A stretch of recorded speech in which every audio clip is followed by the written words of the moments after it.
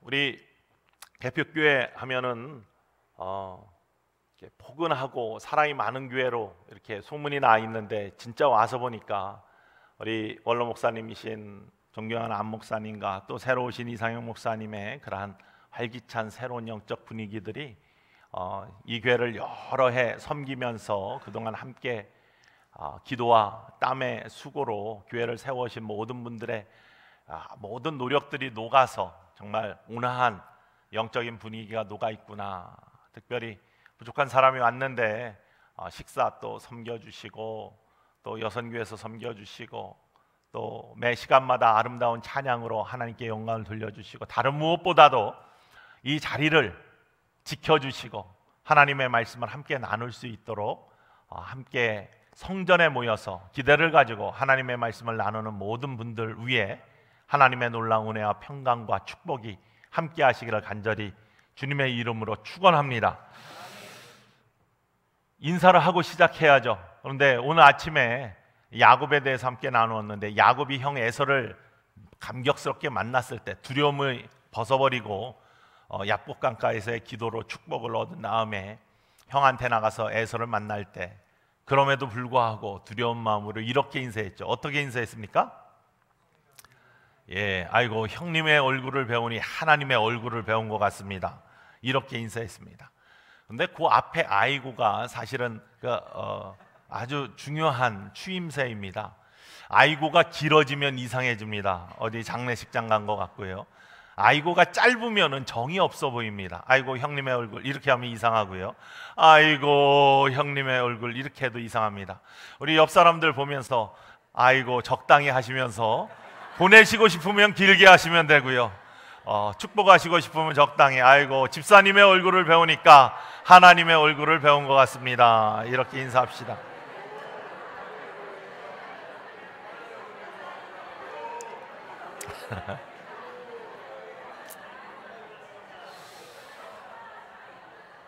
정말로 개표교회 성도 여러분들의 얼굴을 배우니까 하나님의 얼굴을 배운 것처럼 좋습니다. 이 저녁에도 하나님께서, 성령님께서 이전에 역사하셔서 놀라운 은혜의 시간, 하나님께서 채워주시는 놀라운 축복의 시간이 되기를 간절히 소망합니다. 어떤 분들, 제가 젊었을 때 그랬어요. 축복하고 또 뭐 이렇게 하는 것이 사실은 어법상으로 맞지 않잖아요. 복을 빌어주는 게 축복인데, 축복이다, 축복합니다, 이게 맞냐 뭐 이러면서 제가 젊었을 때 그런 생각들을 가졌었습니다. 그런데 말이라는 것은 다 그 상황에 사용에 따라서 달라지는 것이죠. 그렇기 때문에 역전 앞에서 만나자, 역전 앞, 이거는 반복되는 이야기지만 사실은 그렇게 사용하면 그냥 사용하는 거예요. 알아들면 되는 것입니다. 축복합니다 라고 할 때 속으로 저건 틀린 말인데 한 사람에게는 축복이 안 갈 줄 믿습니다. 그러나 축복합니다 라고 할 때 아멘 하시는 분들 외에는 축복이 임할 줄 믿습니다. 바로 그런 마음으로 이 저녁에도 함께 말씀을 나누기 원합니다. 교회가 교회답다, 교회답지 못하다, 요즘 많은 고민들이 우리들에게 있습니다. 한국의 교회도 마찬가지고 이민의 교회도 마찬가지고, 교회가 좋은 소문이 나야 될 텐데, 개포축구회처럼 좋은 소문이 나야 될 텐데 아무도 아멘을 안 하시는 거 보니까 자부심이 없으신가 본데, 교회처럼 좋은 소문이 나야 될 텐데, 그런데 세상에 교회 소문들이 좋지가 않습니다. 교회가 교회다워야 되는데, 성도가 성도다워야 되는데, 답다른 것이 무엇일까? 교회의 본질,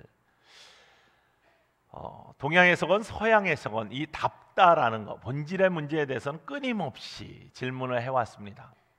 우리 공자가 쓴 논어의 정명편이라는 곳에 보면은 군군 신신 부부자자라는 그런 구절이 나옵니다.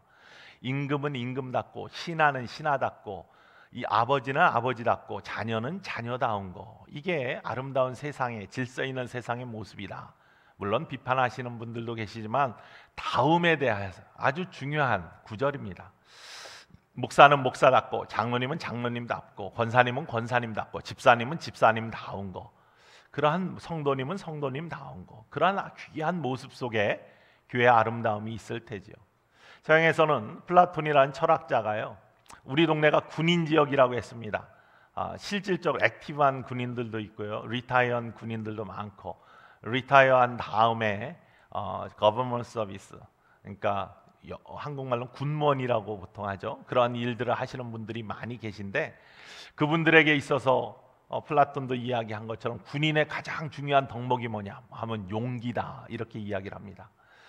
용기가 있어야지 군인답다라고 할 수 있는데, 용기가 좀 과하면 뭐가 되죠? 만용이 됩니다. 만용. 용기를 과하게 부리면은 없는데 있는 것처럼 과장하면은 만용이 되고요. 용기가 부족한 걸 뭐라고 합니까? 비겁하다고 합니다. 그러니까 적절하게, 그걸 중용이라고 하는데, 과하지도 않고 덜하지도 않게 적절하게 그 모습의 본질을 갖추는 것, 이것을 다음에 가장 중요한 표현이라고 할 수 있죠. 그렇다면은 정말로 교회 다음은 어디에서 오는가? 사실은 우리 사도 바울 선생님이 옥주에 쓰신 에베소서에 보면은 교회는 뭐라고 고백합니까? 그리스도의 몸이라고 합니다. 그리스도의 몸, body of Christ, 그리스도의 몸이 교회다. 그러니까 예수님께서 하셨던 일들을 따라하는 곳이 교회입니다. 그러면 교회가 교회다워집니다. 예수님이 복음서에서 고백하는 것처럼 하신 일이 무엇이죠? 자, 다니시면서 촌과 도시에 두루 다니시면서 천국 복음을 전파하시고 말씀을 가르치시고 모든 약한 것들을 고치셨다, 이렇게 나와 있습니다. 복음을 전파하시고 가르치시고 다른 약한 것들을 고치셔서 회복시키는 서비스를 하시는 것들, 이것이 예수님이 하신 일들이에요. 교회가 그것을 따라하면 교회의 본질을 회복하는 것이고 교회가 교회다워지는 것이죠. 이걸 호켄직이라는 신학자는요 5가지로 정리를 했는데, 그것을 예배와 교육과 선교와 봉사와 친교, 이 5가지의 교회의 기능들이 잘 어우러지면은 그것이 예수님이 하셨던 사역을 따라하는 교회의 본질을 회복하는 것이다, 이렇게 말씀을 하십니다. 그런데 이 5가지 중에서 하나라도 부족하면은 그 하나의 부족한 것으로 성령에 채워지는 물들이 새게 되어 있습니다. 5가지가 다 건강해야지 가득 찬 주님이 기뻐하시는 그러한 축복의 교회가 될 수 있는데, 이러한 기능 중에 하나라도 부족하면은 약한 것으로 모든 것들은 부족하게 새게 되어 있다는 사실이죠. 더 중요한 것은요, 교회는 그리스도의 몸이고 그리스도가 하신 일들을 따라가는 것인데, 그 그리스도의 몸을 이루고 있는 것이 무엇이냐? 그리스도의 몸 된 지체된 바로 성도 한 사람 한 사람들입니다. 그래서 교회는 보이는 교회와 보이지 않는 교회로 나눠지는데, 보이는 교회는 바로 이런 건물, 제도, 이런 것들이 보이는 교회라면, 보이지 않는 교회는 믿음의 고백이 있는, 예수님을 그리스도로 고백하는, 성령으로 거듭난 한 사람 한 사람들의 연결체를 보이지 않는 교회라고 합니다. 그래서 교회는 하나라고 하죠. 교회는 수없이 많이 세워져 있지만 믿음의 고백은 같은 것이고, 뭐라고 합니까? 주는 그리스도시요 살아계신 하나님의 아들이십니다. 이 한 가지 고백 위에, 이 믿음의 반석 위에 교회가 세워졌고요, 이러한 믿음의 고백이 있는 모든 성령으로 거듭난 사람들의 연결이 하나의 교회를 이루고 있는 것이죠. 하나님의 눈으로 볼 때 세상에 있는 모든 믿음의 고백이 있는 사람들의 연결체들을 통해서 하나님의 교회가 커져가고 있고 세워져 가고 있고 천국이 확장되고 있는 것인데, 바로 그렇다면 교회를 교회답게 하는 것은 바로 우리 한 사람 한 사람들이 거듭난, 성령으로 거듭난 분명한 믿음의 고백이 있는 성도가 되어야 된다는 사실입니다. 제가 참 좋아하는 영어 찬양이 하나 있습니다. 아주 간단한 찬양입니다. Spirit of the living God, fall afresh on me. Spirit of the living God, 살아계신 하나님의 영이시여, fall afresh on me. 나를 채워 주시옵, 새롭게 하여 주시옵소서.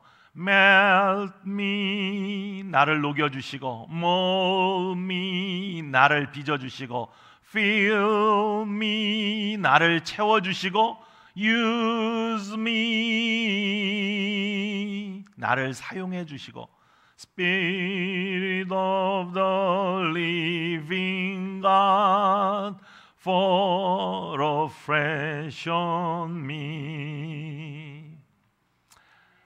영이신 하나님, 살아계신 하나님의 영이시여, 이 저녁에 정말 말씀을 통해서 이전에 모인 저와 여러분의 모든 영들을 새롭게 녹여주셨으면 좋겠습니다. 빚어주셨으면 좋겠습니다. 채워주셨으면 좋겠습니다. 사용해 주시기를 원합니다. 그러한 뜨거운 성령이 임하시는 밤이 되기를 원합니다. 그래서 교회의 교회다움, 성도의 성도다움, 정말 하나님이 기뻐하시는 그러한 귀한, 이 땅에 부끄럽지 않는 교회가 서가는 아름다운 중심의 역할들이 바로 이 개포의 성전으로부터 시작되기를 주님의 이름으로 축원을 드립니다.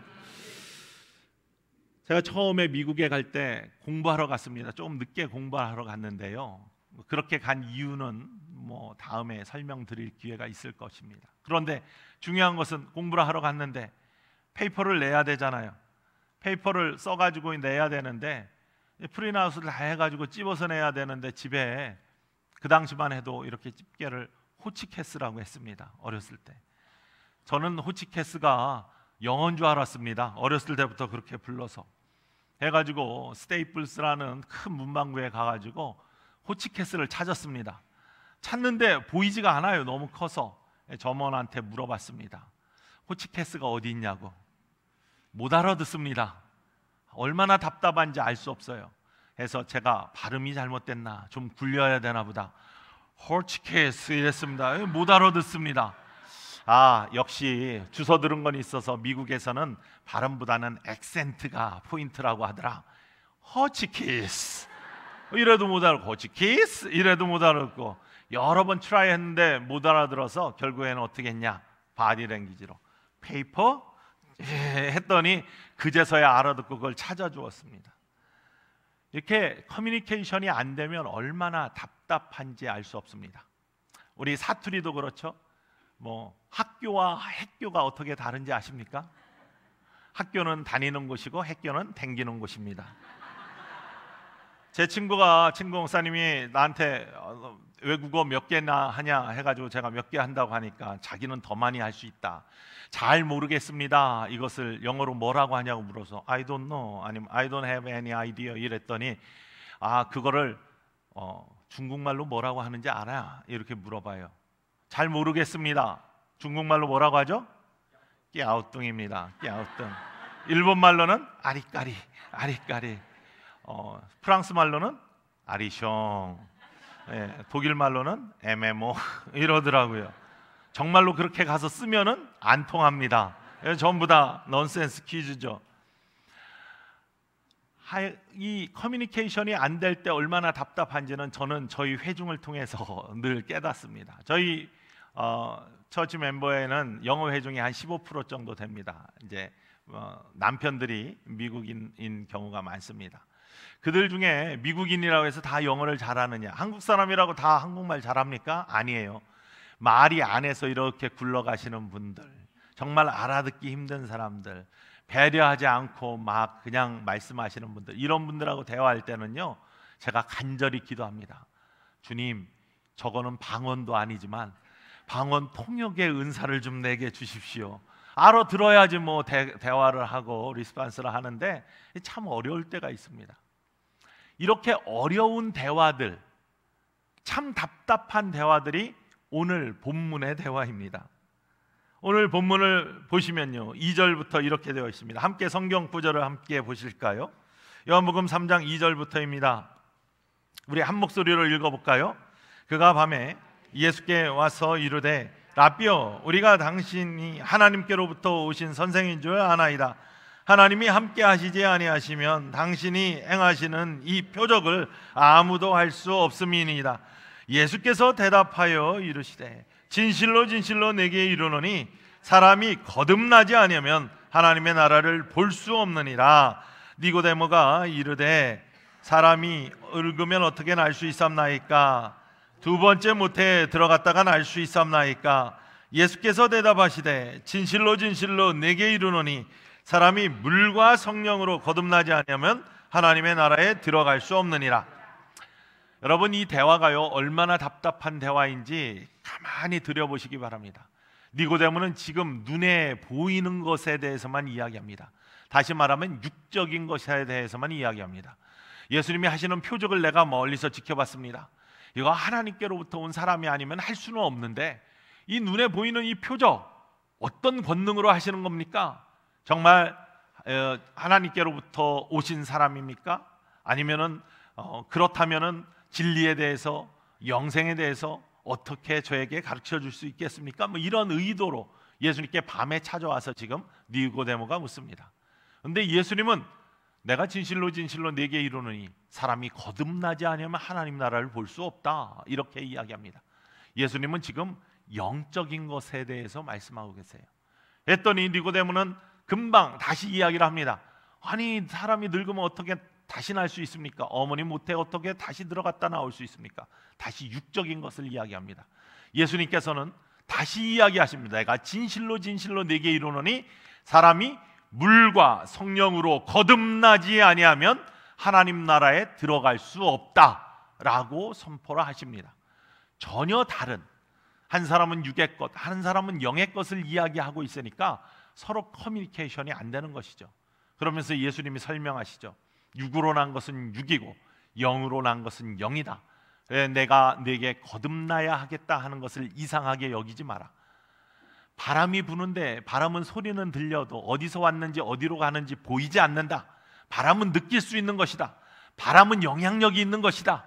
그렇지만 볼 수는 없는 것이다. 보지 못한다고 해서 없는 것이 아니다. 바로 영적인 것이 그런 것이고 거듭남이라는 것이 그런 것이고 바로 성령의 능력이라는 것이 그런 것이다 라고 이야기를 하고 있습니다. 골로새서 1장 16절 말씀에 보면은 사도 바울 선생님이 창조에 대해서 이야기를 하면서 하나님께서 세상을 창조하시는데 보이는 것과 보이지 않는 것을 창조하셨다라고 분명히 고백합니다. 보이는 것과 보이지 않는 것, 우리 눈에 보이는 육적인 것과 눈에는 보이지 않지만 실제로 있고 영향력을 주고 있는 영적인 것, 이 모든 것들을 창조하셨다. 그러나 일반적인 모든 사람들은요 보이는 것만 집중합니다. 보이는 것에만 관심합니다. 보암직하고 먹음직하고 탐스러운 것에서만 무엇인가를 찾으려고 합니다. 그곳에서만 즐거움을 찾으려고 합니다. 그래서 원래는 육적인 즐거움은 뭔가 파괴하지 않으면 오지 못하는 것인데 그 파괴를 감수하고도 뭔가를 얻으려고 하는 것이 육체적 쾌락이죠. 그러나 영적인 것은 파괴하지 않으면서 다가오는 것이 영적인 즐거움이죠. 바로 이런 것들을 구분하지 못하는 것, 그것이 영과 육을 구분하지 못하는 우리들의 오류이죠. 정말로 보이지 않는 것들의 영향력, 보이는 것과 보이지 않는 것, 우리는 쉽게 알 수 있어요. 뭐 쉽게 초등학생들한테 이야기하죠. 야, 공기는 눈에 안 보이는데 없으면 우리가 죽는다, 이야기를 합니다. 우리의 눈에 들어오는 가시광선, 빨주, 노초, 파남보, 이 안에 들어오는 색깔만 우리가 구별할 수 있지만 사실은 빛이 그렇습니까? 아니잖아요. 적외선도 있고 자외선도 있습니다. 적외선은 빨간 거 바깥에 있는 선을 적외선이라고 합니다. 몸에 좋은 선이죠. 치료용입니다. 그러나 자외선은요, 울트라 바이올릿, 자외선, 보라색 바깥에 있는 선, 인체에 해를 주는, 피부에 해를 주는 선이죠. 여러분 UV 프로텍션 크림 바르잖아요. 왜 바릅니까? 눈에는 보이지 않는데 해를 주는 것을 알고 있기 때문에, 그 영향력을 알고 있기 때문에, 눈에 안 보인다고 해서 무시할 수 없기 때문에 검버섯이 생기고 피부암이 발생되고 이런 모든 문제들이 일어난다는 것을 알고 있기 때문에 보이지는 않지만 그것을 인정하면서 그것을 이렇게 프로텍션하는, 보호하는 그런 일들을 여러분들이 하고 있지 않습니까? 그런데 영적인 거에 대해서는 우리가 쉽게 그냥 무시해버리고 포기하는 경우가 있습니다. 교회에 오래 다닌 사람들도요, 영적인 문제에 대해서 그렇게 관심하지 않고 그냥 그런 게 있나 보다 하고 무시하는 경우가 많이 있습니다. 성령에 대해서 이야기하면 그냥 착하게 살면 되지, 무슨 성령이야, 이렇게 말씀하시는 분들도 종종 있습니다. 물론 개복교회 성도님들은 그렇지 않으리라 믿습니다. 하지만 다니다 보면 그렇게 말씀하시는 분들이 의외로 많은 것을 발견할 수 있습니다. 아까도 이야기한 플라톤이라는 철학자가 리퍼블릭, 공화국이라는 책을 썼습니다. 이 공화국이라는 책은 뭐 정치에 관한 정치 철학도 들어있지만 사실은 그런 책이 아니라 우리가 알 수 있는 것, 그리고 실제로 존재하는 것이 무엇인지에 대한 인식론, 존재론이라는 그러한 분야의 것들이 다 들어가 있는 그러한 아주 귀한 책이죠. 그곳에 보면은 한 비유가 나오는데요, 동굴의 비유라는, Parable of Cave라는 그러한 비유가 나오는데, 그 비유를 통해서 우리는 육적인 것과 영적인 것에 대한 우리의 성경에 나오는 이야기들이 예수님 오시기 500년 전에 이미 잘 설명되어 있는 것을 잘 바라볼 수 있습니다. 플라톤이 어떻게 설명하냐면요, 사람이 태어나면은 이렇게 동굴 안에 있는데, 처음에는 동굴 안에 꽁꽁 묶여져 가지고 고개도 돌릴 수 없도록 동굴 벽만을 바라보고 있다라고 그렇게 설명을 합니다. 그리고 뒤에는 작은 불이 하나 있어요. 그래서 사람이 볼 수 있는 것은 그림자만 볼 수 있는 거예요. 자기의 그림자. 이게 어렸을 때 인간이 인지하는, 생각할 수 있고 바라볼 수 있는 전부라는 거예요. 그러나 자라면서 플라톤 교육이라고 하는데, 교육을 받으면서 이 폭이 넓어지는데 바로 이 사슬이 끊어지는 것과 같다. 사슬이 끊어지면 주위를 돌아보면은 사실 그림자만 있는 줄 알았는데 종유석도 달려있고 뒤에 보면 촛불도 있고 사방에 새로운 것들이 너무나 많은 것을 발견하면서 우리의 인지의 폭들이 넓어진다는 거예요. 그게 이제 이 보이는 세계에 대한, 동굴 안에 보이는 세계에 대한 설명입니다. 근데 가만히 보니까 저쪽에서 밝은 빛이 하나 작게 들어오는데 그곳은 미지의 세계예요. 사람들이 두려워서 나가려고 하지 않아. 그런데 어떤 용감한 사람이 열심히 그 길을 한번 내가 나가보자, 탐험가적 기질을 가지고 그 동굴 밖으로 나갑니다. 동굴 밖으로 나가자마자 볼 수 있습니까? 어두운 데서 나왔는데 아니, 아무것도 안 보여요. 처음에는 어벙벙합니다. 그러나 눈이 태양빛에 적응되면서 정말로 동굴 안에와 다른 놀라운 세계가 벌어지는 걸 봐요. 시냇물이 흐르고 푸른 초장이 있고 푸른 나무들이 있고 아름다운 하늘이 있고, 서울의 하늘은 아름답지 않더니만 우리 콜로라도의 하늘은 너무나 아름다운데 그늘도 났고 그 다음에 구름도 있고 너무나 아름다운 세상이 펼쳐져요. 동굴 안에와는 전혀 다른 그러한 세상이 있어요. 그리고 이것들이 어떻게 다 이루어지는가를 봤더니 태양이 있어요. 태양을 처음에는 못 바라보다가 태양이 있음을 발견하게 되고 또 느끼게 되고 바라보게 되고, 이것이 너무 좋으니까 이 사람이 다시 동굴 안으로 들어가서 이런 세상이 있다는 걸 알리고 싶어서 동굴 안으로 들어가요. 그러면 갑자기 환한 데 있다가 검은한 데로 들어가니까 극장 들어간 것처럼 또 안 보여. 어리둥절합니다. 사람들이 이상하다고 생각해요. 저 나갔다 오더니 사람이 이상해졌다. 그러면서 막 밖에는 이런 것도 있고 이런 것도 있고 아무리 설명해도 믿으려 하지 않습니다. 저 이상한 사람이 헛소리하네, 같이 나가보자, 너나 나가라 하면서 그 사람을 박해하고 무시한다. 여러분, 육적인 세계와 영적인 세계가 그렇지 않습니까? 세상에 질들어 사는 사람과 신앙의 세계를 경험한 사람들의 관계가 이렇지 않습니까?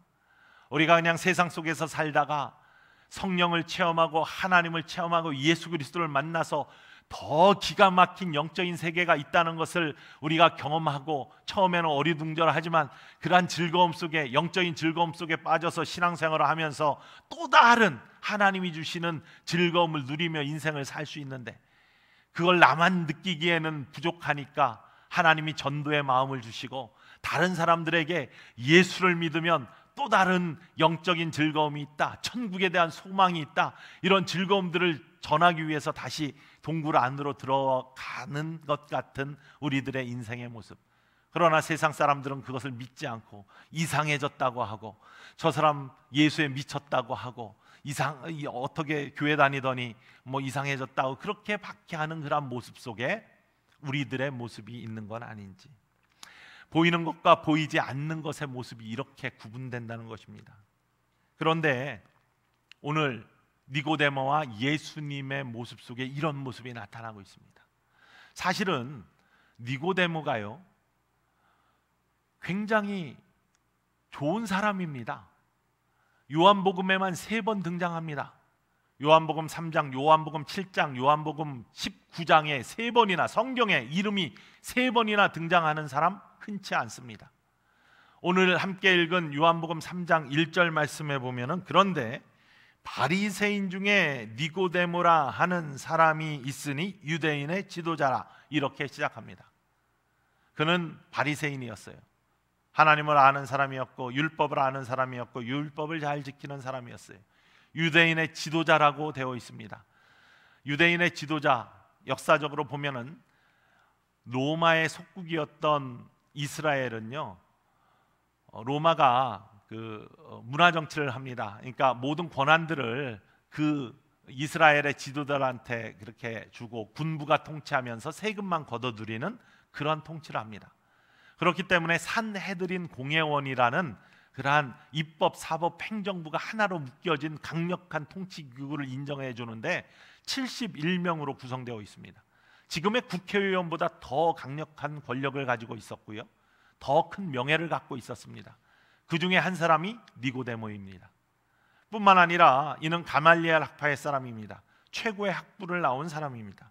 교육도 받았고 명예도 있고 권력도 있고, 그렇다고 해서 욕심으로 전철되는 사람이야, 그렇지 않습니다. 밤에 예수님을 찾아와서 진리에 대해서 묻고 보여지는 모든 예수님의 행적에 대해서 관심을 가지고 진리를 갈구했던 그러한 사람이었습니다. 겸손함이 묻어있는 사람이었습니다. 이만하면 꽤 괜찮은 사람입니다. 요한복음 7장 45절로부터 52절까지에 보면 두 번째로 니고데모가 등장하는데요, 함께 성경 있으시면 찾아봤으면 좋겠습니다. 요한복음 7장 45절로부터입니다. 한 사람이 크게 읽어 주었으면 좋겠습니다. 요한복음 7장 45절 이하입니다. 예, 크게 한 분이 읽어 주십시오.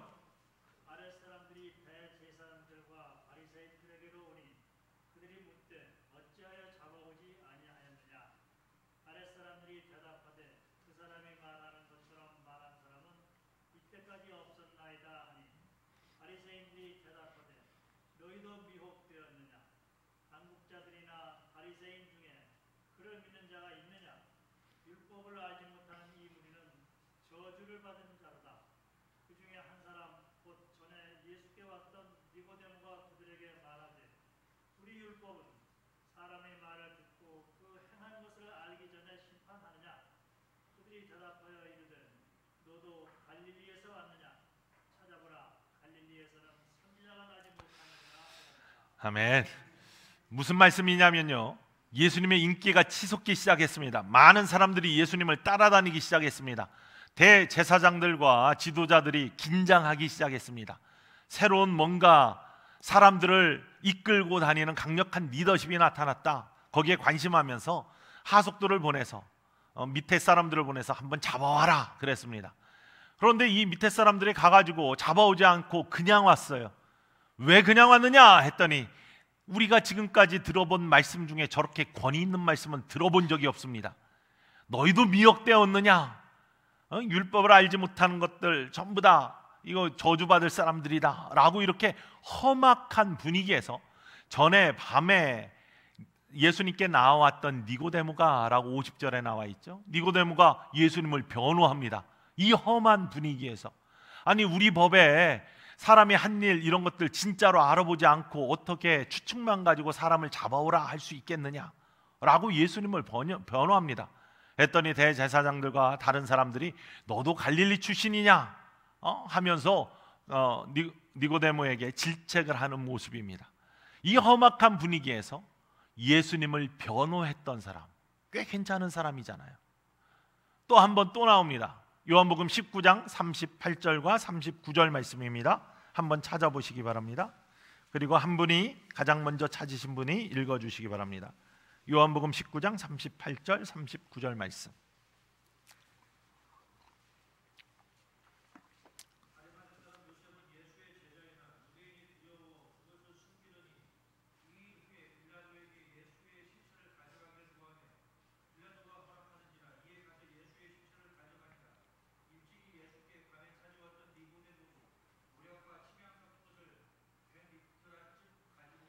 예, 예수님이 돌아가셨어요. 그리고 아리마다의 요셉이 빌라도에게 청해서 예수님의 시신을 가져다 자기가 마련한 자기의 무덤에다가 예수님을 장사하죠. 바로 이때 전에 밤에 왔던 니고데모가 방부제 한 침향 섞인 그러한 향료를 100리트라쯤 가져다, 이게 뭐 주석서에 보면 굉장히 비싼 향료라고 나와 있습니다. 예수님의 장사를 도운 사람입니다. 여러분, 예수님의 장사에, 이미 꺼져가는 그러한 별 같은 그러한 예수님의 장사에 자기의 사제를 털어서 비싼 향료로 예수님의 장사를 도운 사람, 이 정도 되면 괜찮은 사람 아닙니까? 그런데요, 역사는 니고데모를 그렇게 평가하지 않습니다. 그리고 그에 대한 별명이라든지 또 다른 신학자들의 모든 이야기들이 그렇게 호락호락하지가 않습니다. 그의 별명은 밤의 구도자예요. 낮에 예수님께 나오는 것들이 이목이 두려워서 밤에 몰래 예수님을 찾아왔던 사람.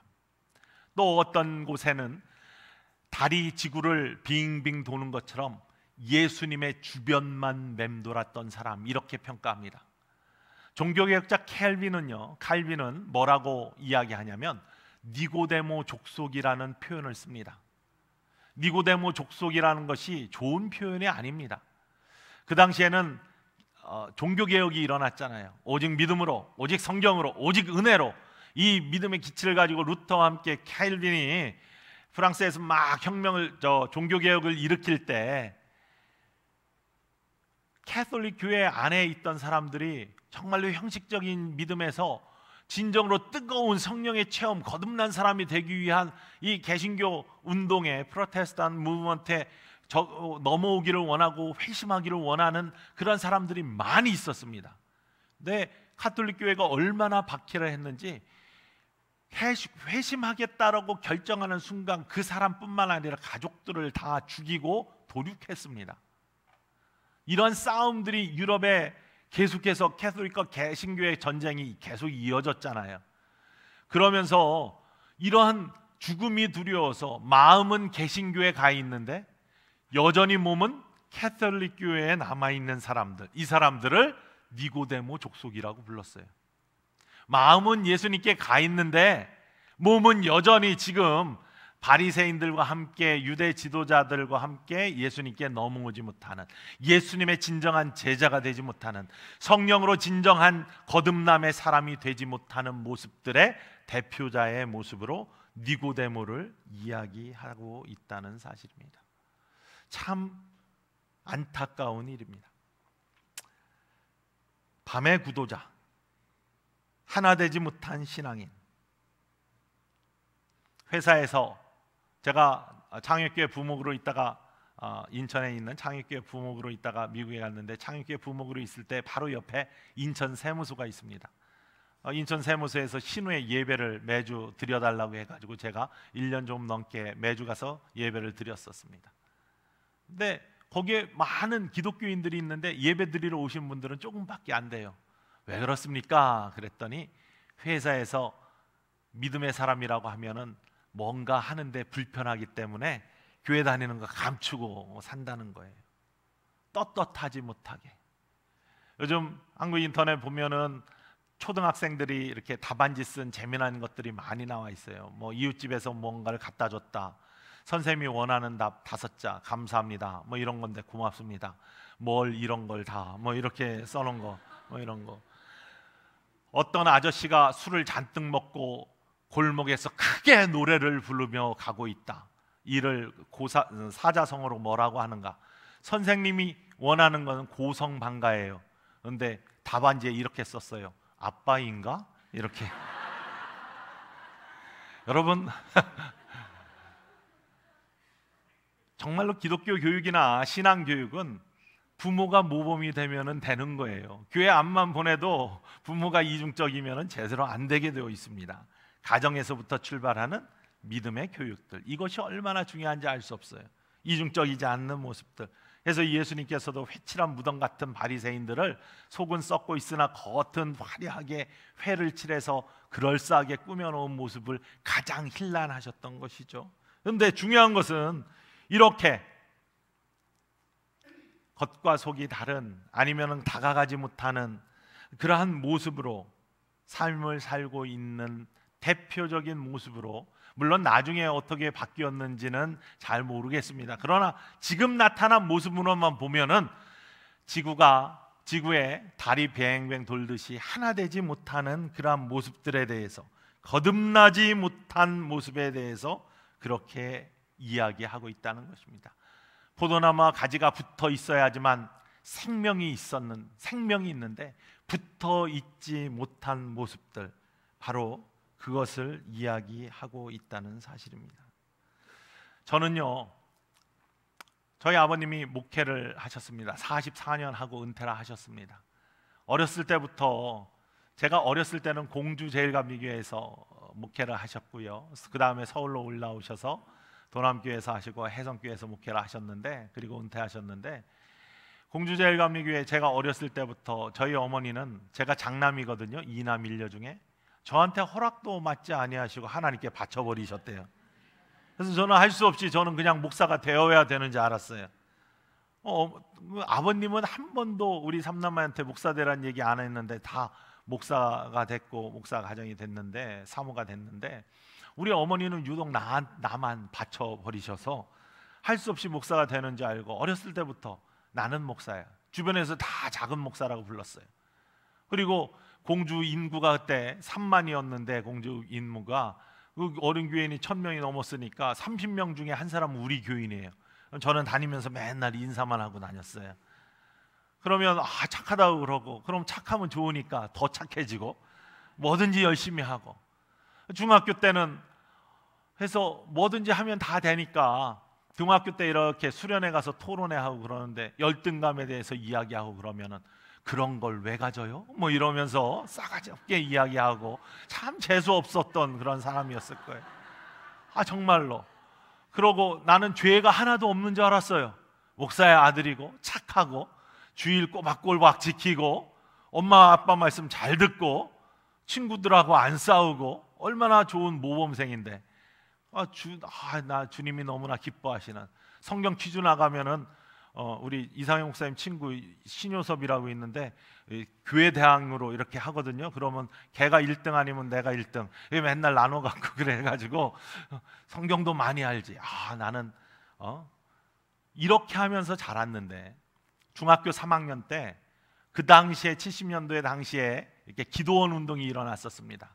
공주에도 기도원들이 있었는데 지방회가 갖고 있는 기도원이 있었어요. 공주에서 부여가는 사이에 탄천 지나서 신기산 기도원이라는 지방 기도원이 있었는데, 주말 되면 이제 학생들이, 중고등학생들이, 중등부 고등부가 아주 신나게 버스 타고 가면서 막 즐겁고, 가서 이제 뭐 도시락 먹고 이러면서 다니는 즐거움으로 그런 곳들 다녔습니다. 근데 어느 날 저녁에 어떤 목사님인지도 기억이 안 나는데 강단에서 말씀을 선포하시는데 성령으로 거듭난 사람에 대해서 말씀을 선포하셔요. 저는 아직까지 한 번도 생각해 보지 못한, 왜?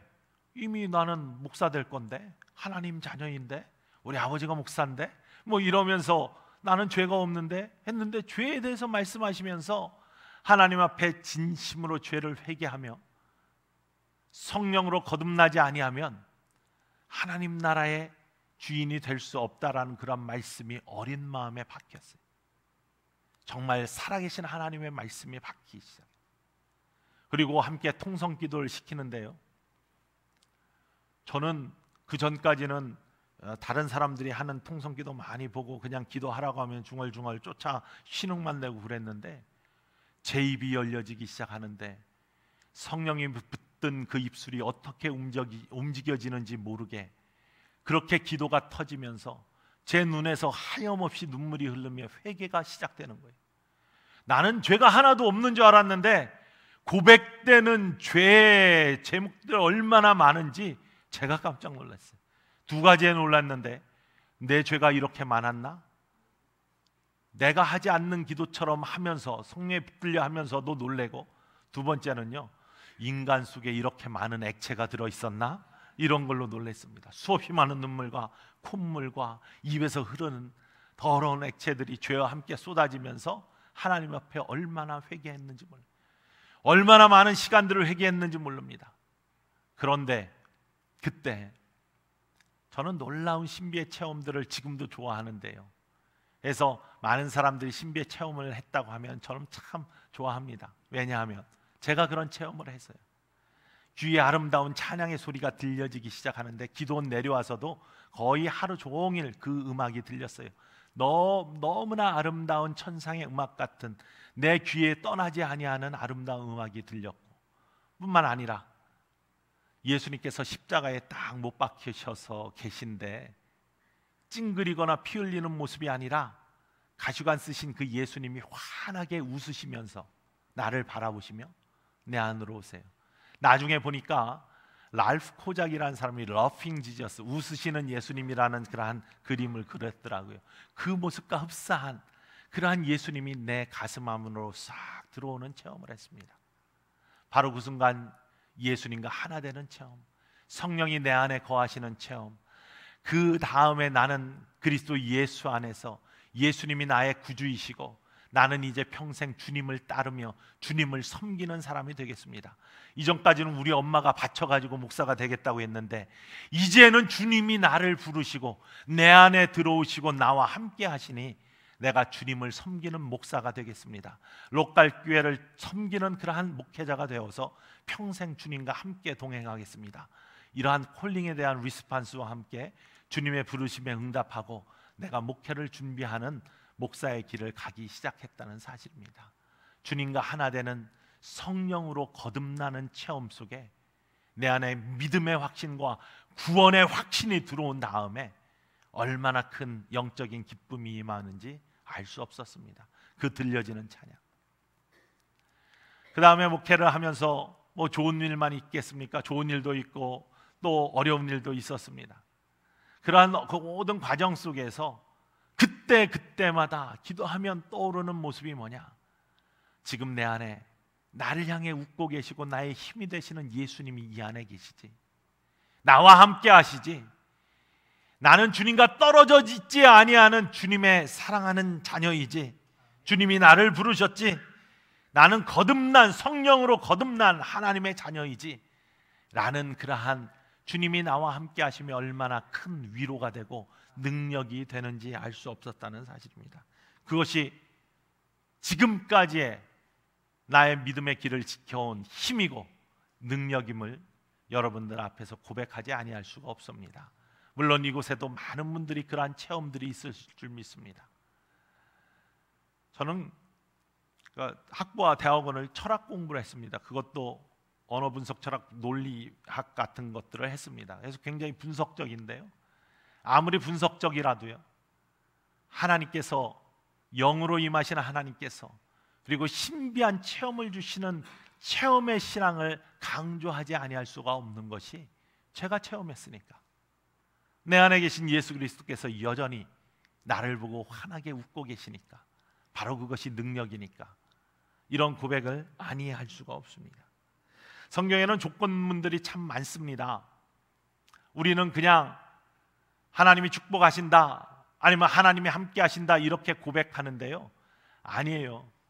욥기 8장 7절 말씀, 어디 가면 비즈니스에 많이 걸어놓죠. 내 시작은 미약하였으나 내 나중은 심히 창대하리라. 물론 욥의 말도 아니지만 그 앞에는 조건문이 있죠. 개역 성경에 보면 내가 만일 하나님을 부지런히 구하고 전능하신 이에게 빌며 또 청결하고 정직하면 정녕 내 의로운 집을 돌아보시고 내 의로운 집을 형통하게 하실 것이라. 내 시작은 미약하였으나 내 나중은 심히 창대하리라. 5절과 6절 말씀이 조건문입니다. 하나님을 열심히 예배하고 열심히 기도하고 경건의 생활을 할 때 우리의 의로운 집을 돌아보시고 형통하게 하실 것이다. 나약하였던 것들이 강해지는 축복을 주실 것이다. 이게 하나님의 말씀이에요. 요한복음 15장 7절 말씀에 보면요, 무엇이든지 원하는 대로 구하라 그리하면 이루리라 라는 말씀이 뒷부분에 나오는데 그 앞에 조건이 붙어 있습니다. 너희가 내 안에 거하고 내 말이 너희 안에 거하면 무엇이든지 원하는 대로 구하라 그리하면 이루리라. 요한복음 15장 7절 말씀이에요. 그러한 조건들이 이루어질 때 하나님의 놀라운 은혜를 경험하게 되는 것이 우리들의 모습입니다. 여러분, 오늘 거듭난 성령으로 거듭난 사람이 될 때 우리에게 주어지는 하나님의 놀라운 은혜와 예비된 축복이 있는 줄 믿으시기를 간절히 축원을 드립니다. 그것이 영적인 비밀입니다. 거듭남의 축복입니다.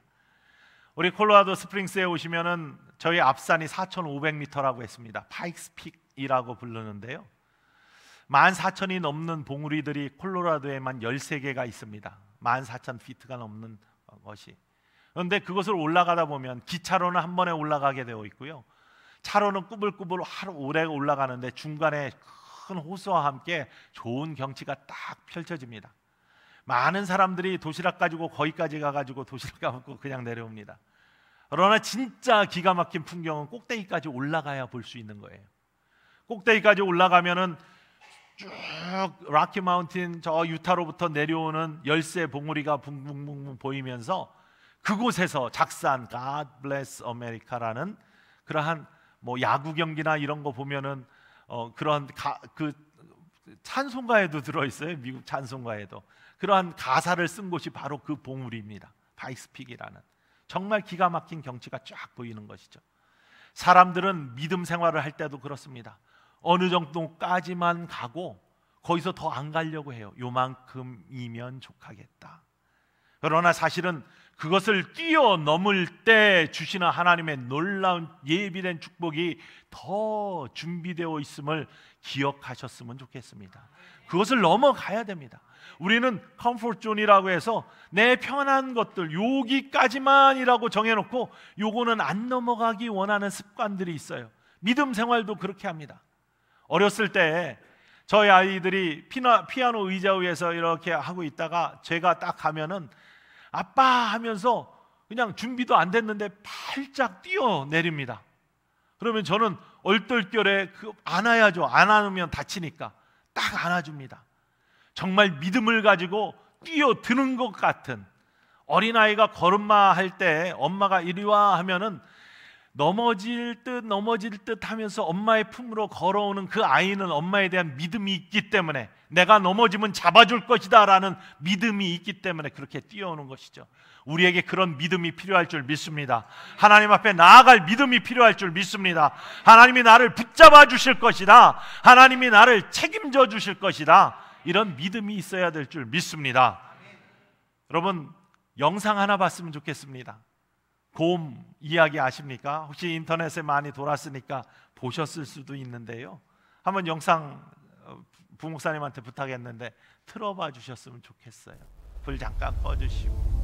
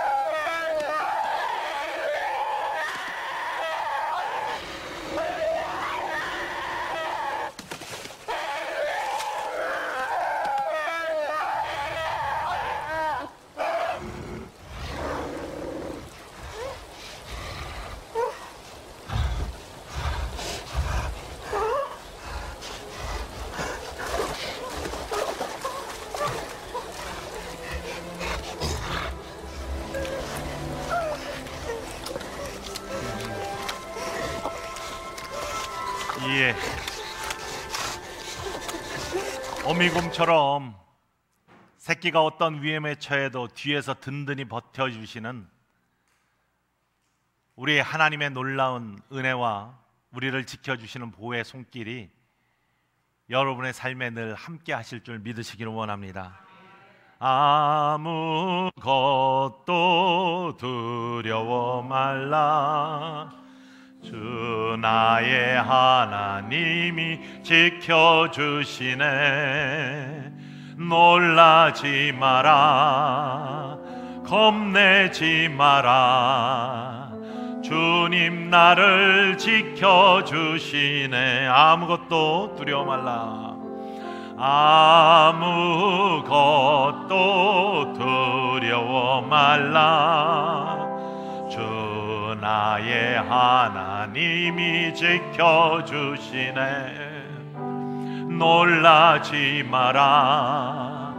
겁내지 마라. 주님 나를 지켜주시네.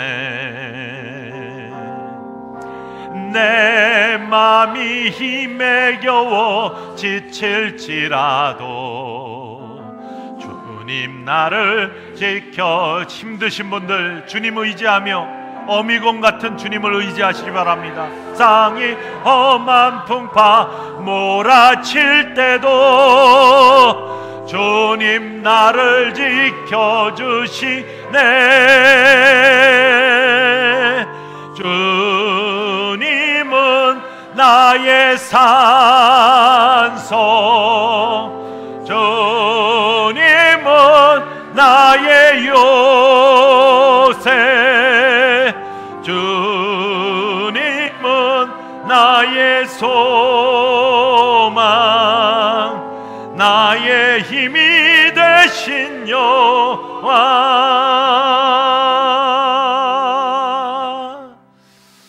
우리 하나님은 좋으신 하나님이십니다.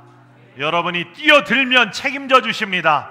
믿으시면 믿은 만큼 하나님께서는 여러분을 믿어주시고 여러분의 삶을 책임져 주실 줄 믿습니다. 두려워하지 마십시오. 뛰어드는 걸 두려워하지 마십시오. 주님을 믿고 주님 앞에 나아가는 것을 두려워하지 마십시오.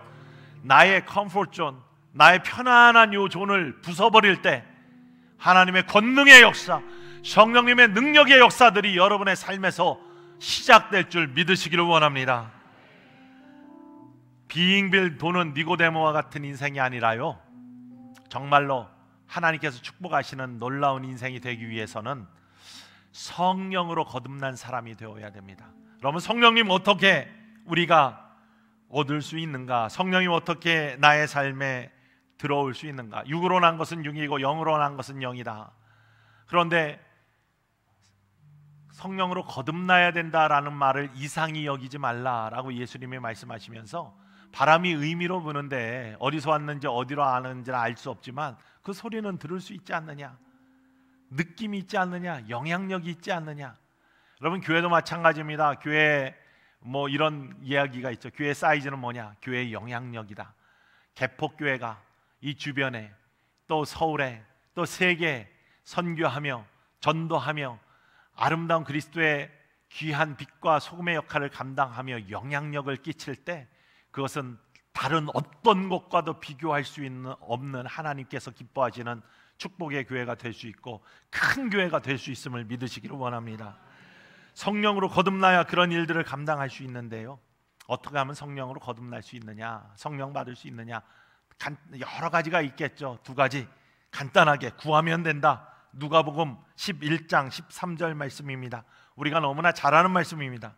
너희가 악할지라도 좋은 것으로 자식에게 줄 줄 알거든 하물며 너희 하늘 아버지께서 구하는 자에게 성령을 선물로 주시지 않겠느냐.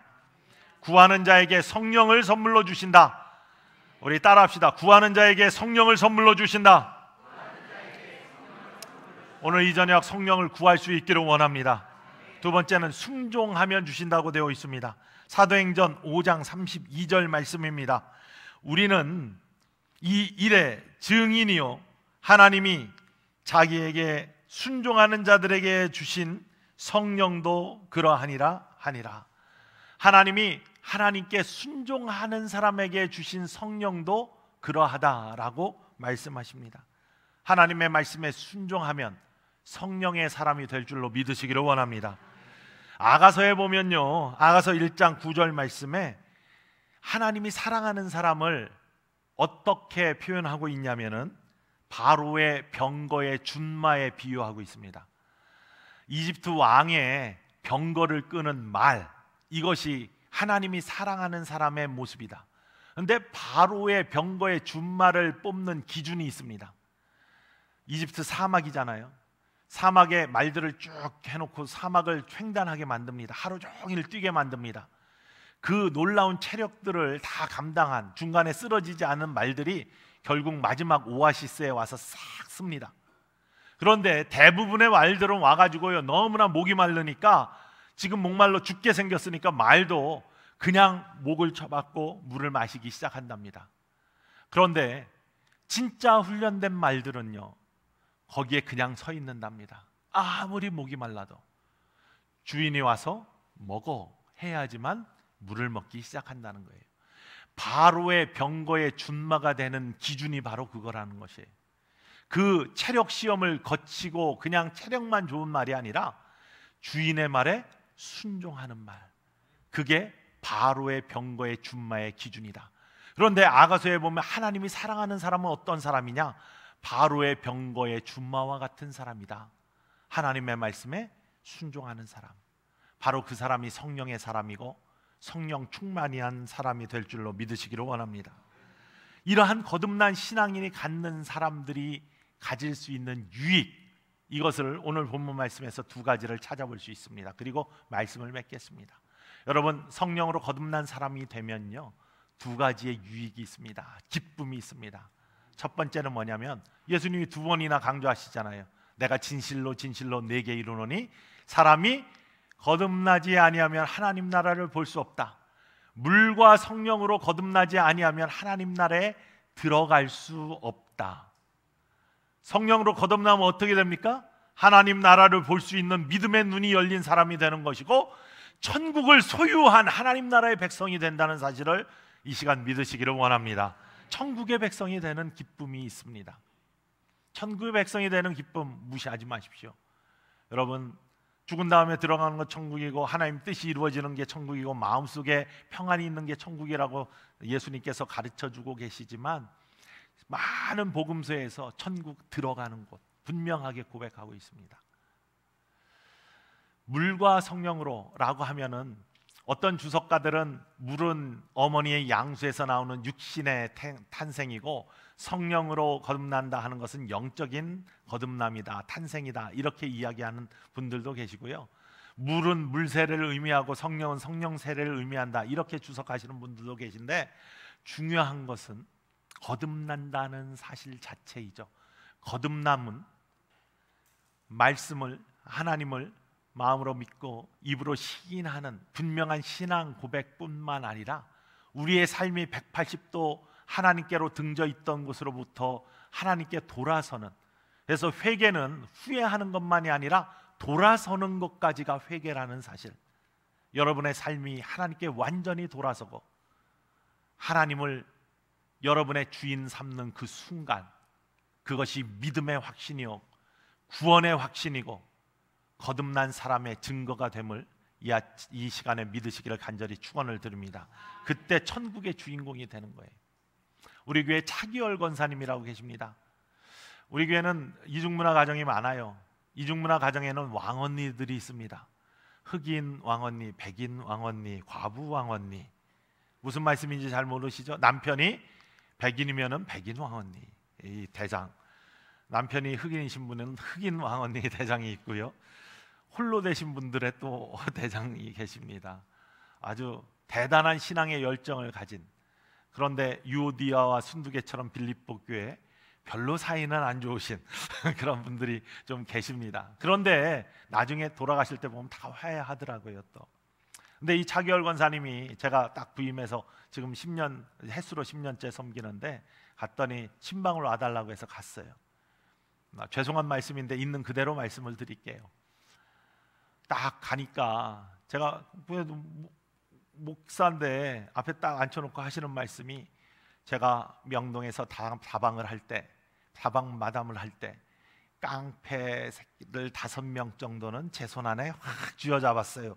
이렇게 말씀을 시작하는 거예요. 아, 내가 깡패예요? 목사 앞에 앉혀놓고 깡패 휘어잡았다는 말씀부터 시작하시면서 뭐 이렇게 말씀을 하세요. 처음에 야, 이거 참 이상하다 하면서 그렇게 색다른 그런 문화에 이제 적응하기 시작했죠. 근데 이 권사님이 참 하나님 사랑하고 교회 사랑하는 건 있으세요. 몸이 안 좋으셨어요. 한국에서 아주 강한 그 악성 결핵 때문에 폐를 하나 수술해서 잘라내시고 미국에 오셨는데, 나머지 한쪽에도 암이 생기셔가지고 수술해서 잘라내셨어요. 다는 아니고 부분을. 그런데 키모, 그러니까 항암 치료도 안 받으시고 레디에이션도 안 하시고 그냥 나는 믿음으로 이기겠다 하시면서 30년 이상을 견디면서 사신 분이에요. 정말로 믿음으로 승리하신 분이에요. 그리고 믿음으로 이기겠다고 하고서 이기신 분이에요. 그렇다고 몸이 약해가지고 교회 안 오시냐? 아니에요. 아무리 아프셔도 나중에는 산소호흡기 끼고서도 교회 오셔서 예배 자리에 앉으셔서 예배 드리시고, 예배 드리다 힘드시면 누워서 예배 드리시는 그런 분이에요. 얼마나 대단하신 분인지 알 수 없어요. 근데 그분이 제가 가서 얼마 안 돼가지고 하스피스에 들어가셨어요. 하스피스에 들어가시면 보통 일주일 못 넘기십니다. 몸이 다 되셨다는 거죠. 근데 저한테 권사님들과 와서 기도 좀 해주십시오 라고 청이 와서 신방을 갔어요. 그랬더니 이 권사님이 하시는 말씀이, 목사님 제가 좀 더 살아야 되겠습니다 이렇게 말씀하세요. 예? 그랬더니 제가 전도할 사람들이 더 많이 지금 남아있는데 다 전도를 못했어요. 그 사람들에게도 하나님 나라를 알려줘야 되는데 다 못했으니까 내가 더 살아야 되겠어요. 목사님 기도해 주세요. 목사님 기도하면 살 수 있어요. 이렇게 말씀하시는데, 목사가 믿음 없이 안 돼요 이렇게 할 수도 없고, 정말로 간절하게 붙들고 가신 권사님들과 함께 정말 뜨겁게 기도했어요. 믿음으로 기도했어요. 그런데 믿음으로 기도하는데 갑자기 분위기가 이상해서 눈을 떴어요. 제가 기도하면서.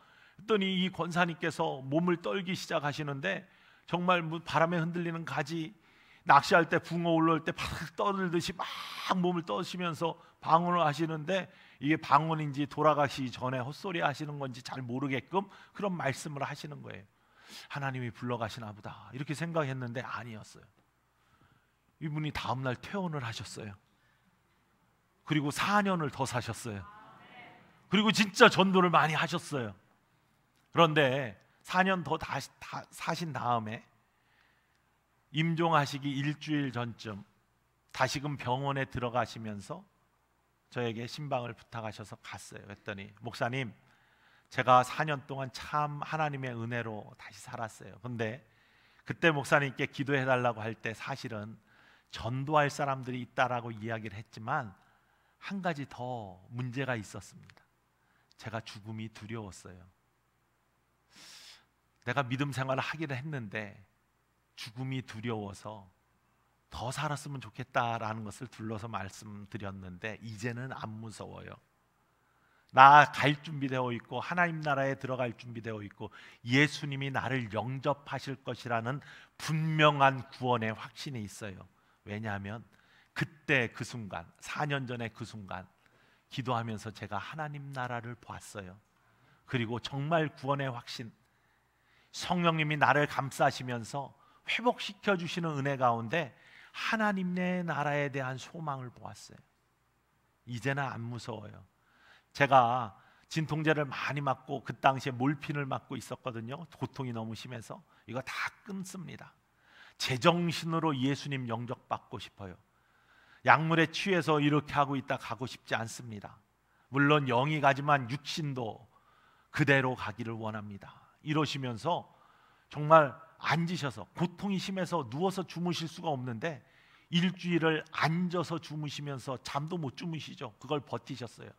임종하시는 날, 나 오늘 죽을 것 같다 라고 딱 하시면서 집에서 준비한 분홍색 투피스 딱 갖다가 갈아입으시고, 권사님도 한 30분 쭉 병실에 서 있고 저 가서 예배를 드리는데, 목사님 찬양해 주십시오.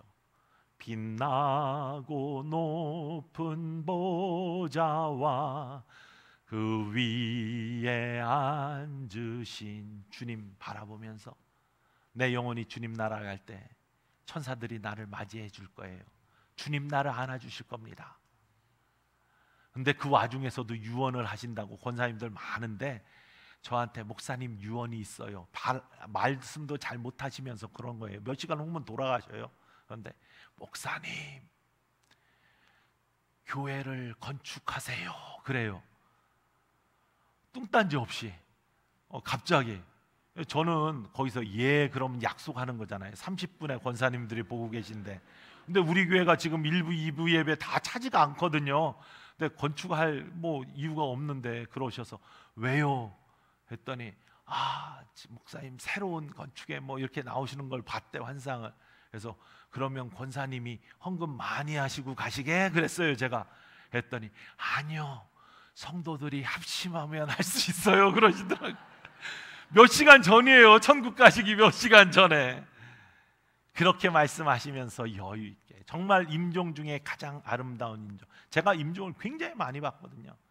그런데 그렇게 아름다운 임종을 본 적이 없습니다.